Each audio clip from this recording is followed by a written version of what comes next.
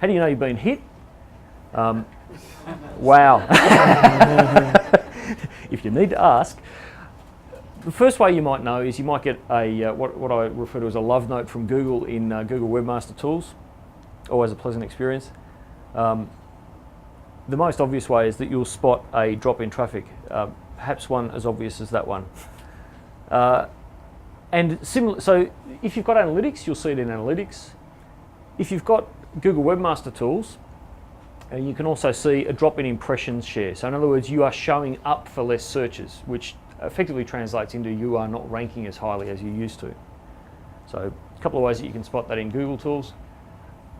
It's useful to keep an eye on the date of algorithm changes. SEO Moz does a pretty good job of publishing and keeping up to date with when algorithms change and when they refresh. Something I didn't mention when I was going through that list of algorithms is Panda got released in February, but we're now up to, I think, refresh 20 or 21 with Panda.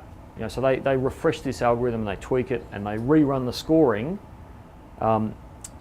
frequently, about every 4 to 6 weeks. So they actually, SEO Moz tracks when the refreshes go out, and usually within a couple of days it's listed on their site.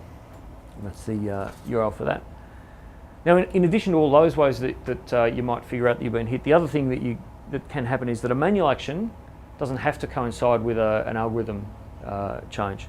So manual action is essentially if somebody dobs you in to Google and says, one of your competitors says, I don't think they're doing the right thing, then that can get flagged to the reviewers. If you abuse rich snippets, that's another way that you can get found, or you might just be unlucky and you rank for particularly, if you rank for credit cards, you're probably going to get some scrutiny because it's a valuable keyword and Google knows that.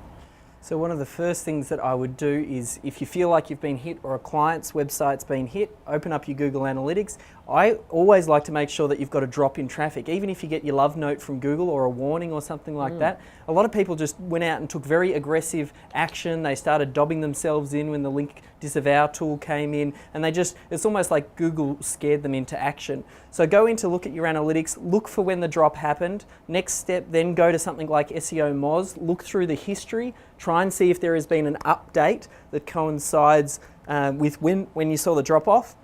And that can then give you insight into how do we then solve the problem as well. Because then you can go, oh, okay, well, this is what we were hit with, and that gives you a better place to start. That gives you your action plan. And then if you go, oh, hang on, I can't even find it, doesn't even look like I'm hit anywhere, then there's a chance that you might have got the manual action. Now, the manual action, they always send out love notes. So if you've got... They say they always give you a note, yes. Yeah, and they're saying now they want to be more and more transparent, sending through more updates. So, I mean, you have to make sure you've got Google Webmaster Tools installed on a site because that's the way that Google communicates with you.